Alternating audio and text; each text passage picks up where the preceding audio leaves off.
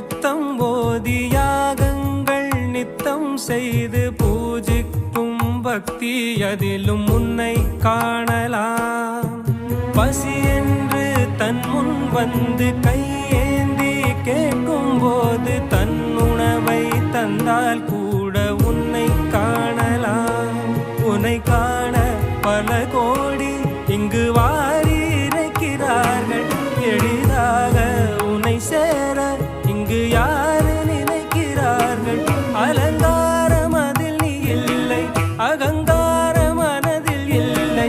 துளி கள்ளம் கபடம் கலந்திடாத அன்பில் இருக்கிறாய். உணர்ந்தே